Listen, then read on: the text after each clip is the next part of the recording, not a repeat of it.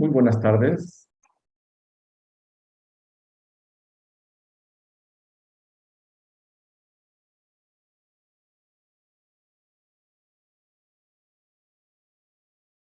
Muy buenas tardes a todas, a todos, a todes, estimada comunidad que nos acompaña en esta conferencia. Es muy grato continuar hoy, 7 de marzo, con las distintas actividades que forman parte del 8M, Día Internacional de las Mujeres, por el canal de YouTube Género, Inclusión y Denuncia. Es un gusto presentar a la maestra Aurora Bustos Arellano, quien impartirá la conferencia Avergonzamiento Sexual y Espacios Libres de la Cultura de Violación. Me permitiré leer una breve síntesis de la semblanza curricular de la maestra Aurora Bustos. La maestra Aurora Bustos es candidata a doctor por el programa de doctorado en filosofía de la Universidad Autónoma de México. Es coautora del libro de formación universitaria de ética, sociedad y profesión. Se ha desempeñado como docente en humanidades y filosofía por más de 10 años en diferentes instituciones de educación media superior. Es defensora de la igualdad de género y la vida libre de violencia y fundadora del grupo Stop Slut MX, Alto a la Violencia, que promueve la erradicación de la cultura de la violación a través del activismo adolescente. La maestra Aurora Bustos está aquí con nosotros. Maestra, te damos la más cordial bienvenida a la Preparatoria 8, su casa, la casa de los leopardos y de las leopardas. Estamos muy emocionados que estés con nosotros. Queremos escuchar tu conferencia y bueno, pues seguramente después de esta conferencia vas a ser parte de este equipo. Te vamos a querer con nosotros de manera frecuente.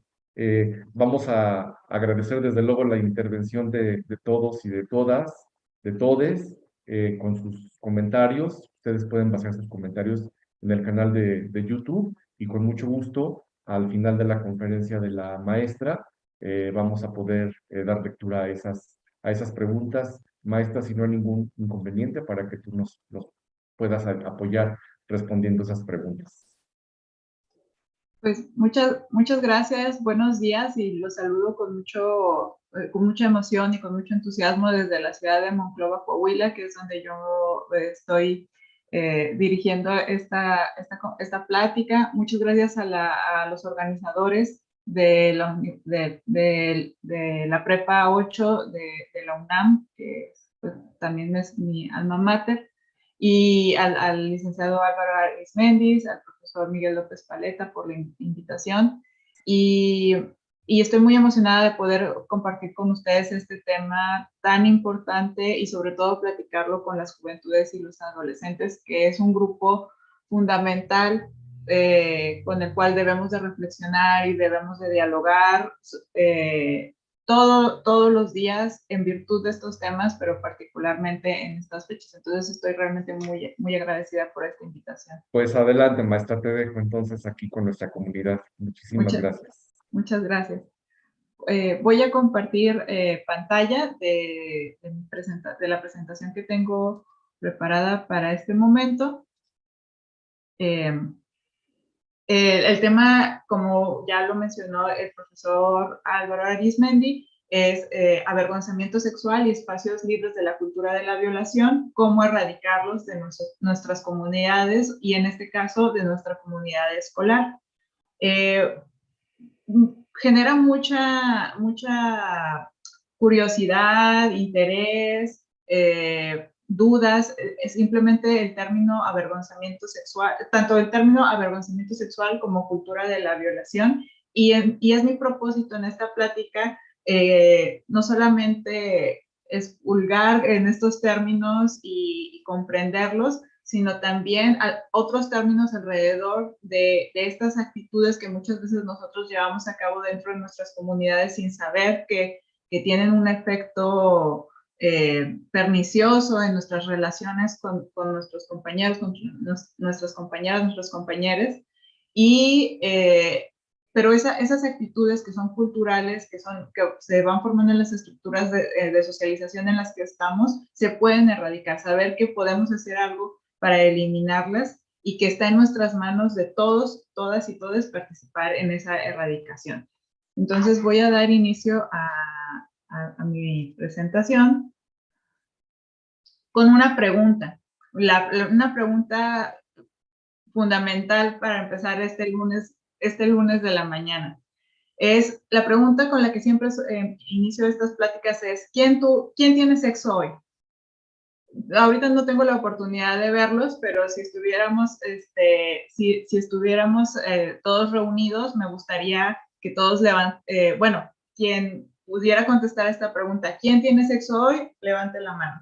Yo levanto mi mano y para decir yo tengo sexo hoy, o tuve, tendré, tengo sexo en este momento. Esa es la primera pregunta. Y vi esta pregunta como muy frontal y detonadora, tiene un propósito, porque es muchas veces cuando estamos en la interacción personal o virtual con los compañeros, con las compañeras, esta pregunta simplemente ya genera una incomodidad y genera también una duda. ¿A qué se está refiriendo Aurora cuando pregunta quién tiene sexo hoy?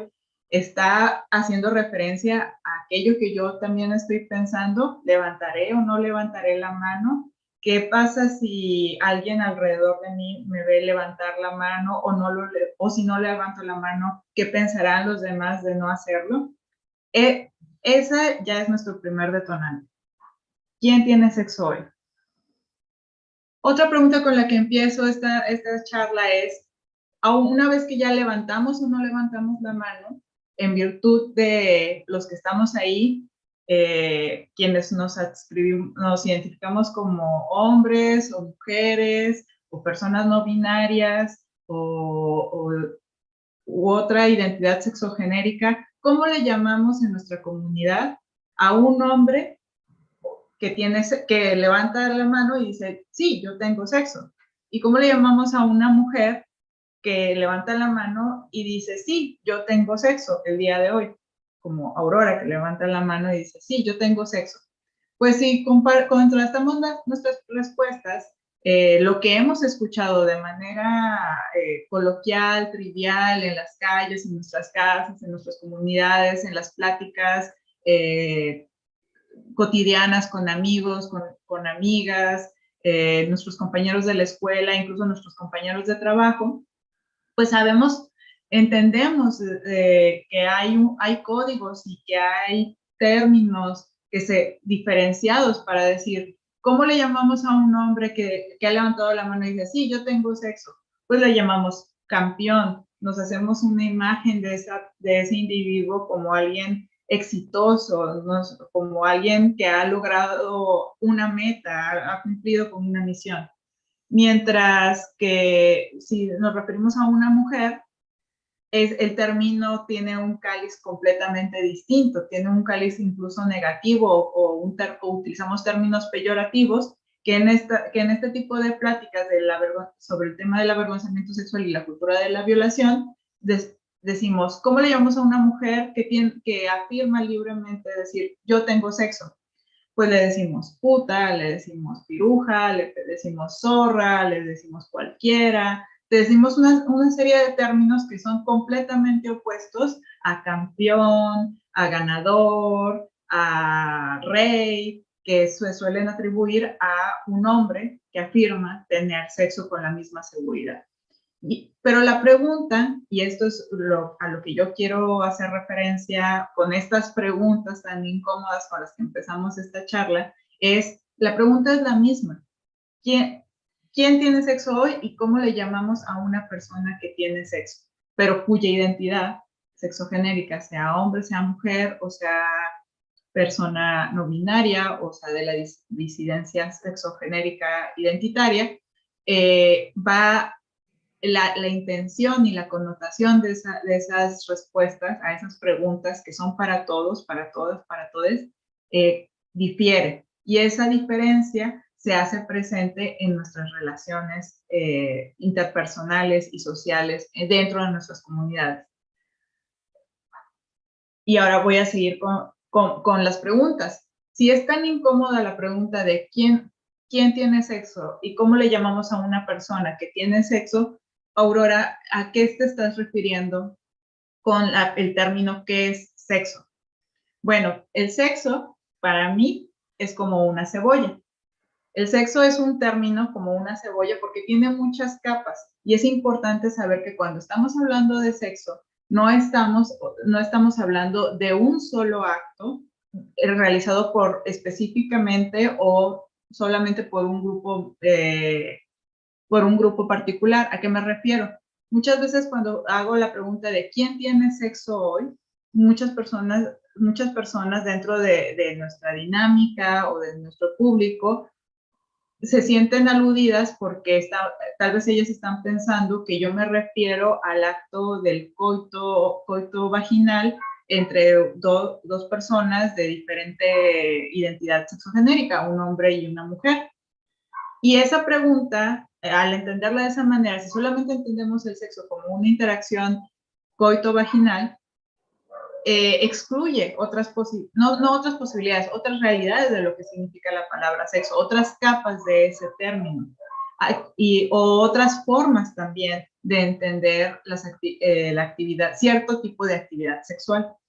Entonces, para empezar a quitarle mitos y telarañas y confusiones o incluso formas de entender la pregunta ¿quién tiene sexo hoy y cómo le llamamos a una persona que tiene sexo? Tenemos que ir más atrás y preguntarnos qué significa este término. Y el sexo, como les digo, es como una cebolla, es un concepto que tiene muchas capas. Y todas esas capas son importantes de conocerlas y de entenderlas y de desmitificarlo. Y eso es lo que vamos a hacer el día de hoy. Porque el término sexo es una palabra tan compleja que hace referencia tanto a nuestra identidad, nuestra relación con nuestra identidad, que eso es parte de nuestra vida sexual desde que nacemos hasta que morimos, y puede ser, y también se extiende en esa relación, en esas capas, hasta nuestra relación con los otros, nuestra relación y cómo somos percibidos con los otros en esta comunidad. Entonces, cuando yo pregunto quién tiene sexo hoy, lo que yo estoy esperando es que todos aquí en la comunidad virtual, que todos aquí en la sala del chat de Zoom con quienes estoy conviviendo en este momento y que puedo ver, levantemos la mano y digamos, sí, yo tengo sexo hoy. ¿Por qué? Pues porque mi sexo me acompaña desde el momento en el que nací y me acompañará hasta el momento en el que muera. Tiene que ver con cierta configuración anatómica, tiene que ver con ciertas funciones de mi cuerpo, el sexo, con cierto aspecto anatómico y que una vez que nacemos se le asigna una categoría en virtud de esa configuración. Inicialmente puede ser masculino, femenino o intersex, pero conforme voy creciendo, conforme voy desarrollándome en la vida, yo no dejo de un lado el aspecto sexual. Desde la niñez, desde la primera infancia hasta la vida, hasta la ancianidad. Nuestra identidad de género está también en relación con nuestra identidad sexogenérica, si me identifico como hombre, si me identifico como mujer, si me identifico como una persona cis, como una persona no binaria, como una persona trans, como una persona queer. ¿Cuál es la expresión de género en la que está también relacionada mi sexualidad, mi cuerpo, las interacciones o los estereotipos, los mandatos sociales de género y sexuales que están alrededor de mí, que yo performo o no performo o decido performar de una manera distinta a lo que se espera de mí? ¿Qué decisiones tomo al respecto de eso? ¿Cómo me relaciono cotidianamente con mi cuerpo? Cuando en la mañana tomo una ducha y siento el agua correr sobre mi cuerpo y siento placer o me despierto, estoy en relación con mi cuerpo, me veo en el espejo en la mañana, me visto, me veo y siento satisfacción de ver mi rostro, de sentir mis manos, de sentir mi piel. Esa es una interacción sexual que tenemos con nosotros mismos todos los días y de manera cotidiana. Y esa sensación, esa interacción no nos abandona por el resto hasta que no acaba nuestra vida.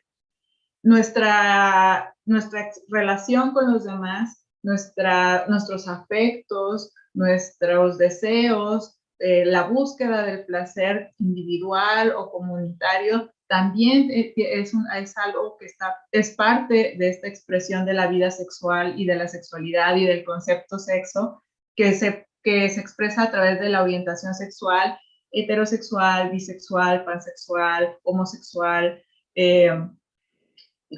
cómo expreso esas actitudes sexoafectivas, o si no las expreso, tener una actitud incluso asexual también es una relación con la sexualidad que no deja de lado todas las que ya he mencionado antes, pero que no tiene que ver con una relación con los demás, que he decidido solamente tenerla conmigo mismo. Y finalmente, todavía en el centro de la cebolla, que todavía no lo he abordado, es, por ejemplo, lo que tiene que ver con la libertad sexual, con la seguridad de expresar, de buscar placer, de expresar con libertad nuestro consentimiento en las interacciones con otras personas, de crear espacios de intimidad, de crear espacios de conocimiento, de intercambio de inquietudes, de saberes, de pensamientos con otras personas en el ámbito íntimo o interpersonal. Y también, y todavía dentro de ese fondo de la cebolla está todavía el aspecto de la salud sexual, la prevención de embarazos no deseados, de enfermedades de transmisión sexual, del cuidado del cuerpo y del cuerpo de los demás, de la atención continua de ese aspecto el acceso al conocimiento sobre nuestros derechos, sobre la salud y la reproducción, la garantía de que tenemos servicios a la mano de conocimiento sobre nuestras funciones corporales, sobre nuestra cómo llevar a cabo mejores interacciones con los otros en el plano sexoafectivo. Todo eso es parte de toda esa maraña o toda esa cebolla que es el concepto sexo. Entonces, cuando yo otra vez vuelvo a hacer la pregunta, como les digo, ¿quién tiene sexo hoy? Pues todos, todas, todes. Y en todo momento, en cada instante de nuestro desarrollo, somos personas que estamos viviendo algún aspecto de nuestra sexualidad, ya sea con los otros o con nosotros mismos, o con nuestra salud, o con respecto a nuestras relaciones sexoafectivas con los demás, o incluso nuestra expresión sexoidentitaria frente a los demás. Cuando nos presentamos, cuando hacemos públicos nuestros pronombres, en este caso mis pronombres son ella, estoy hablando de mi sexualidad. Estoy hablando de ese aspecto de mi identidad y de mi personalidad con ustedes. ¿Y cómo le llamamos a una persona que tiene sexo hoy? Pues es Aurora, es Ana, es Zoé, es Guadalupe, es Marina, es Miguel, es Juan, es Álvaro, Roberto, Arcelia. Todos nosotros somos personas que tenemos sexo hoy. No estamos haciendo ninguna connotación de valor positiva o negativa, porque es algo que compartimos todos los seres humanos.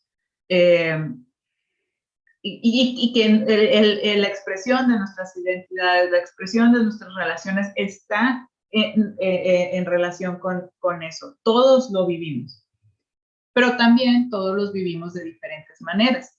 Y esa diferencia no es positiva o negativa, simplemente es una diferencia en esa performatividad de qué significa la palabra sexo. Ahora, ¿qué significa el avergonzamiento sexual? Si en la primera pregunta, cuando yo les inicio y les pregunto a todos, ¿quién tiene sexo hoy? Y alguien levantó la mano con temor, alguien dijo, no, yo no lo voy a levantar porque ¿qué va a pensar los demás sobre si levanto o no la mano, asumiendo que hago o no alguna acción? Ese es un primer paso del tema del avergonzamiento sexual.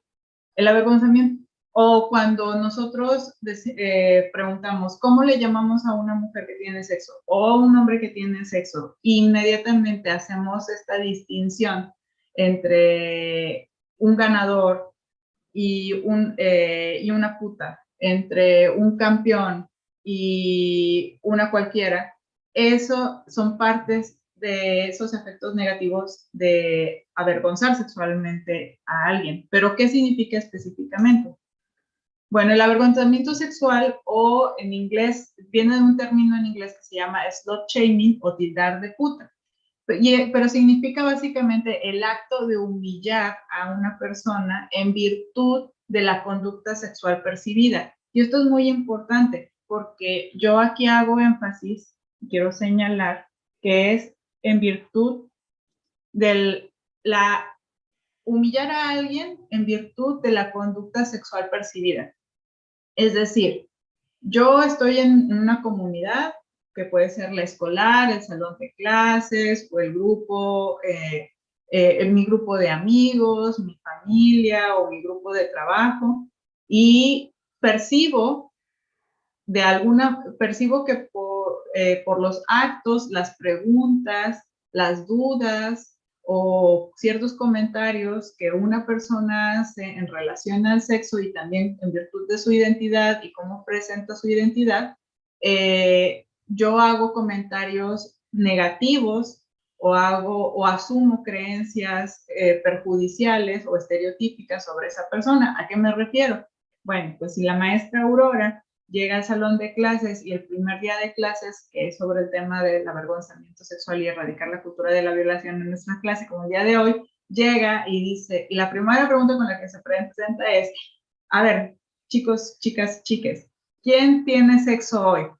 Y alguien, y dice, no voy a contestar. ¿Por qué la maestra pregunta eso? ¿Qué vergüenza? Eso es una pregunta inapropiada, qué atrevida. Ese acto de choqueo inmediato, de prejuzgar la conducta, percibir de manera errónea la conducta en este caso de la maestra, porque hace una pregunta tan frontal sobre un tema que es tabú, ya es un acto de humillación, ya es una forma de avergonzamiento sexual, no hacia nosotros, sino hacia la persona que lo dirige. Cuando nosotros vemos a alguien que decide expresar su identidad sexogenérica o su personalidad a través de cierta vestimenta, a través de cierto lenguaje, de ciertas expresiones corporales, y en virtud de eso asumimos que tiene o no cierta forma de vida sexual de la cual no tenemos ningún conocimiento, pero solamente lo percibimos en virtud de su comportamiento social. Este joven seguramente es un campeón, esta mujer seguramente es una puta, este hombre seguramente no ha tenido ninguna interacción sexual, esta mujer seguramente es una mustia, es una santa. Ese tipo de expresiones significa avergonzar sexualmente a alguien. ¿Y dónde se dan estos espacios de avergonzar? ¿Dónde se llevan a cabo estas actitudes de avergonzamiento sexual? Aquí, no sé. Permítanme tantito porque esto...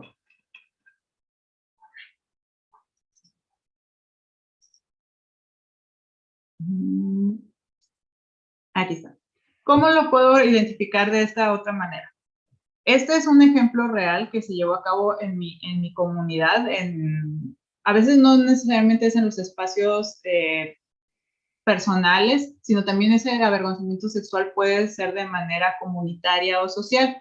Esto que les comparto aquí es la portada de un periódico local de la ciudad donde les estoy dando esta charla, de un periódico que se llama El Tiempo, que en su primera plana, el 12 de agosto, puso este encabezado, hacía 8 columnas. Dice, adolescentes son sexualmente irresponsables. Muchas veces nosotros avergonzamos sexualmente o humillamos sexualmente a grupos particulares socialmente vulnerables como las mujeres, las niñas y sobre todo los adolescentes y los jóvenes, en virtud de esta percepción errónea muchas veces que tenemos sobre cómo llevan a cabo su vida sexual. Y este es un claro ejemplo que se hace desde la sociedad, de una sociedad particular o de un sector de la sociedad a otro. Este periódico lo que hizo en esta plana es a sacar una nota donde con este título muy sensacionalista y amarillista, en mi parecer, lo que hace es avergonzar a las adolescencias y las juventudes, tachándolos inmediatamente de irresponsables con respecto a un tema en el que muy probablemente muchos de ellos apenas están aprendiendo, como nosotros en esta ocasión nos reunimos ahorita para reflexionar sobre ese tema. Muchas veces los medios de comunicación e incluso los servicios educativos, nosotros como adultos, los profesores, juzgamos el carácter de las infancias y de las adolescencias cuando ustedes nos expresan a nosotros preguntas o dudas legítimas sobre por ejemplo, qué significa la sexualidad, qué significa la palabra sexo, cómo podemos llevar a cabo prácticas o en qué consiste llevar prácticas seguras, libres de violencia, responsables y solamente o simplemente expresar dudas, ¿no? Sobre cómo funcionan algunas interacciones o en qué consisten. Y cuando ustedes solicitan esa información, que debería de ser el ejercicio más libre y más sencillo y más accesible para ustedes, nosotros lo que hacemos como comunidad educativa, como sociedad, como adultos, a cargo de distintas instituciones, en lugar de escuchar esas inquietudes, en lugar de incluso decir, sabes que no lo sé, pero vamos a investigarlo, es avergonzarlos y suponer, humillarlos, avergonzarlos sexualmente, humillando o haciéndolos sentir mal por expresar esas preguntas, por expresar esas inquietudes o por hacer manifiesto que un tema suele ser confuso, puedes tener mucho morbo alrededor y que la intención de quitar ese tabú de ese tema es importante. Pero nosotros como sociedad muchas veces vemos con condescendencia esas preguntas y terminamos humillando y avergonzando a infancias y juventudes por ejercer su libertad para preguntar, por ejercer su curiosidad, por buscar respuestas que deberían de hacerlo. Entonces, esto, imagínense, fue a nivel, en una ciudad pequeña, en un espacio local, pero a un nivel muy grande, porque yo como adolescente, si yo fuera adolescente, Aurora de 15 años, viendo este titular, me siento aludida, me siento cohibida, y los efectos de ese avergonzamiento son más perniciosos, en lugar de tener una actitud como moralina, en el sentido de decir, no seas irresponsable, al contrario, hace que me retraiga yo en buscar esas preguntas o en buscar soluciones a los problemas o dudas e incógnitas que las juventudes y las adolescencias suelen expresar sobre este tema. ¿Cuáles son las consecuencias de esta forma de avergonzamiento sexual? Bueno, en el caso, yo por lo menos identifico inmediatamente tres, que son la prevalencia de embarazos infantiles y no deseados, sobre todo en las comunidades donde, en virtud de este avergonzamiento sexual social, estas actitudes de humillación o estas actitudes que es una forma de violencia en contra de estos grupos vulnerables, lo que hacen es que previene que las juventudes y las adolescencias busquen la información, aun cuando no tengan la intención de iniciar inmediatamente su vida sexual o cierta forma de ejercer su vida sexual activa, previene de que busquen información y la consecuencia es que lleven a cabo conductas de riesgo de manera mucho más frecuente que si hubieran encontrado los espacios abiertos, seguros o libres de prejuicios, donde expresar esas dudas o esas inquietudes, de tal manera que que ustedes puedan obtener la información que les permita tomar decisiones en el futuro o decisiones en ese momento con mucha mayor seguridad y confianza, que esa es la actitud opuesta a un ambiente donde hay avergonzamiento, donde prevalecen actitudes de avergonzamiento sexual. Otra consecuencia de las actitudes de avergonzamiento sexual es el de la llamada cultura de la violación. ¿Qué consiste esta cultura de la violación? Se ha hablado mucho en los últimos años sobre esto. Son todo este conjunto de creencias, valores y actitudes o reglas sociales que motivan y normalizan la agresión sexual masculina, mayoritariamente, pero no exclusivamente, la agresión sexual masculina y la violencia de los hombres hacia las mujeres, pero también puede ser ejercida de los hombres a otros hombres, sobre todo aquellos que son percibidos como no cumpliendo ciertos estereotipos de la masculinidad patriarcal o de la masculinidad hegemónica, como se le suele llamar. Ahorita podríamos decir algunos ejemplos. Por ejemplo, las comunidades LGTBQ, las infancias o masculinidades alternativas. Pero son todas estas expresiones que incluso son expresiones que utilizamos en otros ambientes que no son necesariamente los sexuales, pero hacen alusión a una actividad sexual o una actitud de normalización del sometimiento o de normalización del no consentimiento. ¿A qué me refiero? Por ejemplo, esta expresión de flojito y cooperando. O cuando yo trabajaba en preparatorias era muy común que los alumnos y las alumnas, aunque esta expresión la escuchaba más por parte de los compañeros, decían, no, es que este examen, no, ni con vaselina, maestra, ni con vaselina. Y cuando yo expresaba, fue muy difícil, tuvo que entrar con vaselina.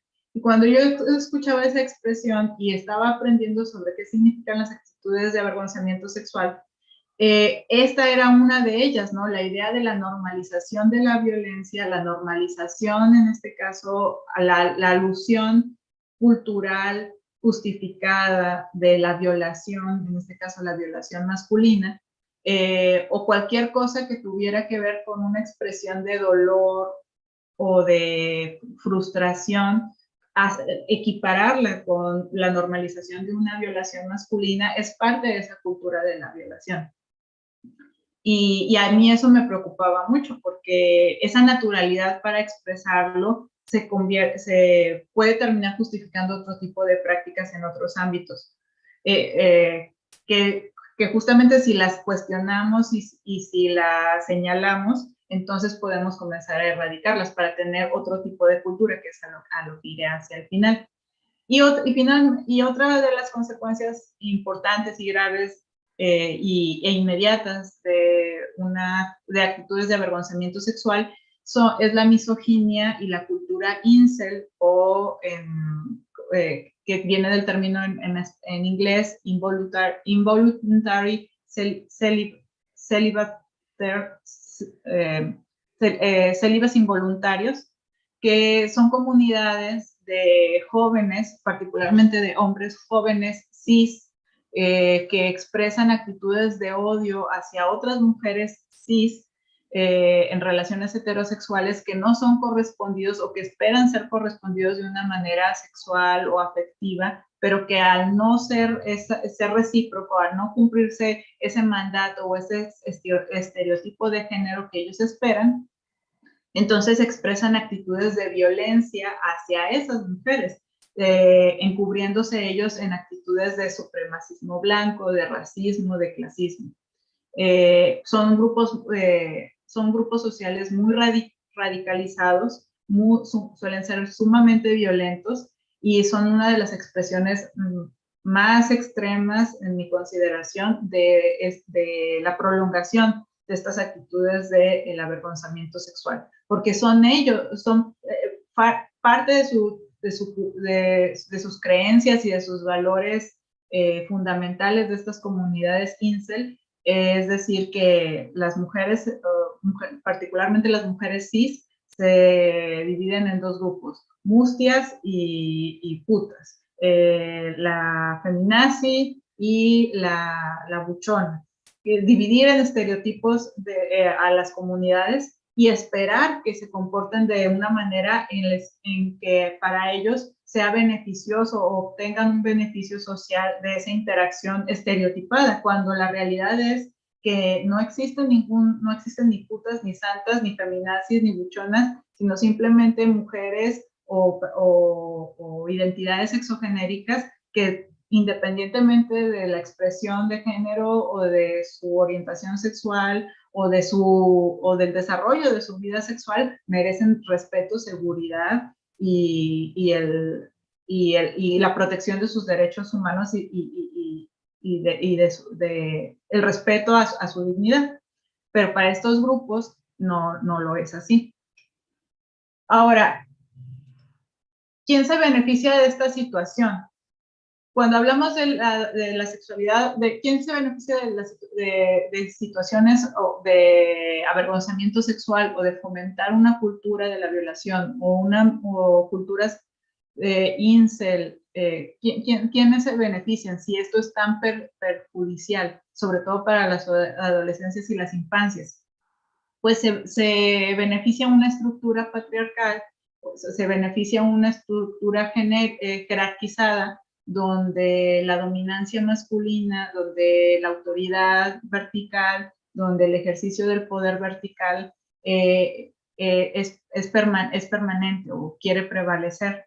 Cuando hablamos de sexualidad adolescente, no basta con discutir prevención de embarazos o de enfermedades de transmisión sexual. Es importante, pero no es lo único que se debe de abordar, y a veces en las escuelas o las instituciones, incluso nosotros como docentes o adultos, pensamos que cuando hay que hablar con jóvenes, adolescencias e infancias de estos temas, solamente cubriendo prevención de embarazo y prevención de enfermedades de transmisión sexual hacemos nuestro trabajo, cuando en realidad lo que necesitamos hacer es tener una conversación más extendida, más normalizada, quitando los tabús a las palabras, quitando los morbos y los miedos sobre ciertos conceptos y ciertas preguntas, para decir que cuando hablamos de sexualidad también tenemos que hablar de espacios libres de violencia, de acceso a la justicia y de aplicación de normas de salud, del derecho a la salud, desde las instituciones. Y nosotros como adultos, nosotros como profesores, como docentes, tenemos esa obligación y esa responsabilidad de proporcionarles a ustedes los espacios seguros, los espacios libres de morbo, libres de prejuicios, libres de avergonzamiento sexual, para que ustedes generen sus propias preguntas y sus propios diálogos y expresen sus inquietudes e incluso nosotros aprendamos de esas inquietudes y de esas preguntas y de esas reflexiones, que sea ese espacio abierto para la comunicación. ¿Y cómo podemos cambiarlo? Ya un poco he mencionado con esto que estoy diciendo de abrir los espacios y de quitar el morbo, de hacer las preguntas incómodas como las que yo hago al inicio y con las que me gusta mucho empezar estas conversaciones. Pero básicamente creo que podemos mencionar yo les quiero proponer tres cosas para erradicarlo, y lo podemos explorar más en las preguntas porque me gustaría mucho saber sus comentarios alrededor de esto. Pero yo básicamente siempre propongo tres cosas. Uno es cambiar de una cultura de la violación o una cultura del avergonzamiento sexual a una cultura del consentimiento y del cuidado. Un cuidado que está basado por lo menos en tres principios, que es la comunicación, la responsabilidad, el respeto y la empatía entre todos los miembros de la comunidad, de maestros a alumnos, de alumnos a alumnas, alumnes, de personal docente, de adultos a jóvenes e infancias. Esos son como los cuatro pilares que yo suelo siempre hacer énfasis cuando hablamos de cambiar de una cultura de la violación a una cultura del consentimiento, y del cuidado. Y que cuando hablamos del consentimiento, rápidamente aquí señalaré que significa en todas las interacciones, no solamente en las sexoafectivas, sino también en las interacciones interpersonales, significa afirmar de manera entusiasta, libre, informada y reversible el deseo, la intención de llevar a cabo una acción, cualquier acción. ¿Quieres ir a ver esta película? ¿Sí o no? Ok, y respetar, saber que podemos decir que no en cualquier momento, decir, sí, sí quiero ir a verla, pero estoy a la mitad de la película y digo, sabes que ya me aburrió, mejor ya me voy. Ok, no pasa nada. Aceptar y escuchar a los otros como igual, porque ninguno de nosotros que estamos aquí tiene el permiso de realizar algo sobre el cuerpo o la voluntad de los demás, como así ninguna otra persona tiene la autorización de hacer algo sobre nuestro cuerpo y nuestra voluntad sin nuestro permiso y sin nuestro conocimiento. La otra acción es pasar de ser activos, testigos pasivos de la violencia o de ciertas actitudes de avergonzamiento sexual a ser testigos activos. Aquí yo les señalo algunas estrategias de cómo pasar de testigos pasivos a testigos activos en nuestras comunidades, que puede ser desde nombrar una ofensa, señalar el problema en el salón, señalar el problema cuando un profesor, un alumno, una alumna está humillando o está avergonzando sexualmente a otra persona o a nosotros mismos y decir, no, esto no está bien, no, este chiste no me genera gracia, no, esta expresión creo que es violenta y no la voy a aceptar en mi comunicación. Pedir ayuda de terceros cuando vemos que alguien más está siendo agredido o tratar de romper la tensión en algunos espacios de manera segura, siempre poniéndonos la mascarilla de oxígeno a nosotros primero para poder ayudar a los demás. Por eso así al final digo, gritar a veces fuego o tiembla cuando hay una situación de tensión, pues es sumamente de ayuda. Y finalmente, establecer una postura de defensa y lucha para erradicar la injusticia y promover la garantía de los derechos humanos, pero dentro de nuestras comunidades. A veces cuando hablamos de activismos o hablamos de defensa de los derechos o de adoptar una postura un poco más frontal y pública sobre nuestra posición sobre ciertos temas, parece una tarea muy grande y muy agobiante, cuando en realidad nosotros podemos empezar estos activismos o estas pequeñas luchas desde nuestra comunidad, y nuestra comunidad puede ser inmediatamente nuestro grupo de WhatsApp de los amigos, donde nosotros decimos esta postura de, ¿saben qué? Yo no me causa gracia este tipo de chistes, no me gusta que me manden este tipo de imágenes, creo que podemos tener una conversación honesta y horizontal sobre estos temas, ¿qué les parece? Esa ya es una acción muy concreta de defensa de la dignidad de los derechos, una forma de ejercer el activismo adolescente, y posteriormente pasar a otro tipo de acciones que puede ser mi grupo de amigos en mi barrio, en mi colonia, mi familia, mi comunidad escolar, mi grupo de compañeros en el trabajo, mi pareja o mis parejas, tener este tipo de conversaciones para crear estrategias e iniciativas donde abramos estos espacios de comunicación. Y así empezar a hablar de una forma de activismo, pero en este caso enfocado desde la perspectiva de los adolescentes. Y bueno, con esto un poco más rápido, pero yo quisiera saber cuál es su opinión sobre estas tres formas o tres iniciativas para erradicar la cultura de la violación y el avergonzamiento sexual, sobre todo en los espacios de jóvenes. Me gustaría mucho escuchar sus preguntas, sus dudas, y bueno, le damos espacio para eso. Pero muchas gracias. Maestra, muchísimas gracias. El tema bastante ad hoc para nuestro tema de 8M, que ya tiene muchos años que en Prepa 8 trabajamos. Déjame comentarte, antes de pasar con dos preguntas que por aquí tengo de personas. Fíjate que nosotros ya en Prepa 8, como te comenté hace unos momentos, ya tenemos nuestro canal de YouTube de Género, Inclusión y Denuncia. Y por medio de ese canal, desde luego, bueno, pues que nos ha resultado pues una herramienta bastante afable para llegar a nuestra comunidad. Y por otro lado, también ya tenemos un seminario, que es un seminario permanente sobre feminismo, igualdad y equidad de género. Pero además ese seminario es permanente. Eso significa que nosotros no solamente tenemos este tipo de actividades el 8M, en el mes de marzo, no. Nosotros tenemos este tipo de actividades todo el año, precisamente pensando en que nosotros tenemos una comunidad de entre 15 y 18 años. Entonces se nos hacen temas que debemos tocar todos los días, en todas las aulas y a cada momento con nuestros alumnos y alumnas. Definitivamente es un tema de educación con el que tenemos que trabajar pues en todas las generaciones, ¿no? Y bueno, pues nosotros que estamos en esta etapa de bachilleres, pues desde luego que tenemos que ser bastante enfáticos, ¿no? Y tengo por aquí una pregunta que nos hacen, que si nos puedes ahondar un poquito acerca de la cultura cis. ¿Quiénes son? ¿Cómo se da esta cultura? Sí, más bien la cultura incel.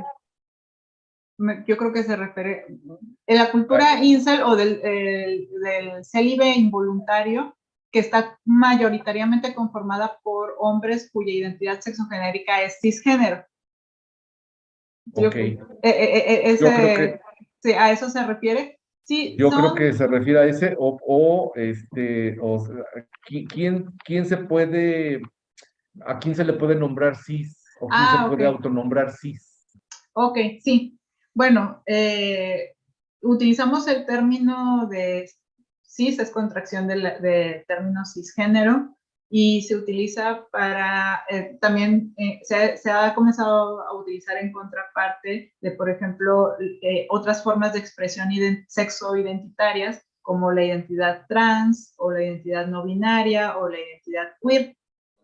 Pero básicamente una persona cisgénero es una persona que se identifica con los roles, con los mandatos, con los estereotipos, las expectativas de género asociadas a la asignación desde nacimiento de su sexualidad. Por ejemplo, yo al nacer fui asignada como femenina en virtud de la disposición anatómica de mi cuerpo. Al nacer sale el doctor y dice, ok, es una niña, dice, es femenino. Y entonces al momento de yo crecer, de ir desarrollando mi identidad sexogenérica, alrededor de mi cultura, alrededor del momento también en el que yo me encuentro, del espacio, de la comunidad, hay ciertos estereotipos, hay ciertos mandatos, hay ciertas expectativas de que aquellos individuos que son asignados como femeninos desde el momento de nacer, se comporten, se vistan, ejerzan ciertos roles. Entonces, cuando hay voy a usar la palabra, pero no es en ese sentido, cuando hay esa correspondencia entre esos mandatos y esas expectativas y aquello que se me ha asignado, entonces decimos que es una persona cis. Sin embargo, como podríamos decir el antónimo de eso, una persona que siendo desde su nacimiento asignada como femenino, pero en el transcurso de su vida no se siente identificado con esa asignación, sino con otro tipo de roles, con otro tipo de expectativas, con otra forma de expresar su identidad que puede ser no alineada con este binarismo entre hombre y mujer, sino de manera queer, es decir, que haya una expresión que esa persona dice, es que no es completamente masculina ni completamente femenina, sino algo intermedio o algo propio. Entonces, no es una persona, puede no asignarse como una persona cis, o si habiendo sido asignado como femenino, posteriormente, a lo largo de su vida, durante el ejercicio de su desarrollo sexo, que es un desarrollo constante en la vida, ¿no? Se siente identificado con otra expresión, con otros roles opuestos, incluso al que se espera de su asignación inicial, entonces podemos decir que es una identidad trans. Pero eso claramente pues es una cuestión del desarrollo sexo-identitario que todos pasamos por ella, ¿no? Que todos lo vivimos. Y eso, ese sería como un poco de explicar la forma en la que se va, uno puede identificarse como persona cis, o persona trans, o persona no binaria, o persona queer. Ok, Ujú. bien. Supongo que esta pregunta es de un profesor o profesora. Ujú. Dice, ¿qué consejo nos daría para comenzar a dar difusión a la cultura del consentimiento dentro de nuestra comunidad? Eso es una pregunta muy interesante y qué bueno que la hace un docente, porque nosotros como docentes dentro de los espacios escolares tenemos mucha responsabilidad. Una de las respuestas a la pregunta ¿quién se beneficia de las conductas de avergonzamiento sexual y la cultura de la violación en los espacios escolares, o dónde empieza inicialmente este avergonzamiento? Es son bueno, o sea, los docentes. Y aquí me refiero también a mí como mi papel de docente. Nosotros nos beneficiamos de esas estructuras de poder y nosotros a veces sin pensarlo mucho fomentamos esas actitudes de avergonzamiento sexual. Me imagino que en la prepa 8 los alumnos no hay un código estricto de vestimenta, es un ambiente universitario donde se permite que los alumnos, los alumnas y las alumnas expresen su personalidad a través de la vestimenta. Y muchas veces nosotros como profesores caemos en el error de juzgar o hacer comentarios sobre el cuerpo de los demás, ¿no? Sobre la vestimenta, a veces con el afán de, entre comillas, caer bien o hacer como el comentario gracioso del día. Hacemos estos comentarios que en realidad son inapropiados porque nuestros alumnos están en la búsqueda de la construcción de su identidad, como todos nosotros, pero son más sensibles, no más sensibles, son más vulnerables justamente a la percepción de los demás, Claro. ¿no? Como todos lo somos en cualquier momento. Entonces, cuando nosotros hacemos comentarios justamente no consentidos sobre la vestimenta, sobre la conducta, sobre la expresión de las identidades de nuestros alumnos, y los hacemos sin su consentimiento, es decir, sin que ellos nos pregunten, oiga maestra, ¿qué le parece la playera que me puse el día de hoy? Oiga maestra, esto me pasó una vez, llegó un alumno muy emocionado a mi clase y me dijo, mire maestra, me hice este tatuaje aquí en el brazo, ¿le gusta? Ahí él me está preguntando si me parece o no, cuál es mi opinión sobre eso, y le digo, no, me parece muy padre, yo no me lo haría, pero bien por ti, ¿no? Ahí, o sea, yo no iba a esperar que el alumno llegara y le dijera, ay, Juanito, ¿por qué te hiciste esto? ¿No? O sea, ese es un primer paso, saber que nosotros tenemos que respetar el consentimiento de nuestros alumnos, saber que si ellos no nos están pidiendo la opinión sobre sobre lo que ellos están haciendo, sobre cómo se están expresando, es una primera forma de saber eso. Y otra forma también es preguntar, si tenemos duda, en caso de duda, preguntar. Esto es esencial. Es decir, si nosotros, porque este tema sobre las identidades, sobre todo las identidades no binarias o no, por ejemplo, como queer, trans o no binario o fluidas, puede ser para alguno de nosotros, es todavía una curva de aprendizaje, sobre todo para los profesores. Cuando nosotros tenemos dudas sobre el nombre de un alumno, sobre el nombre de una alumna, sobre cómo le gusta a alguien ser dirigido en el salón de clases, los alumnos reciben de manera muy perceptiva cuando nosotros les preguntamos a ellos, ¿cómo quieres que me refiera a ti? ¿Cuáles son tus pronombres? ¿Te sientes, estás de acuerdo con que te llame de esta manera? No asumir inmediatamente que porque una persona en una hoja, en un documento, tiene asignado un nombre, socialmente deseará que se le llame o no de esa manera. Respetar esa expresión de la identidad creo que también es importante. Por supuesto, sí. Otra, creo que ya no nos da tiempo, maestra, de Ajá. mucho, pero tenemos esta donde dice que sí, las charlas con padres y madres están contempladas como medidas. Yo me imagino que se refiere a medidas para, pues, evitar el embarazo, la cultura de la violación y la misoginia, ¿no?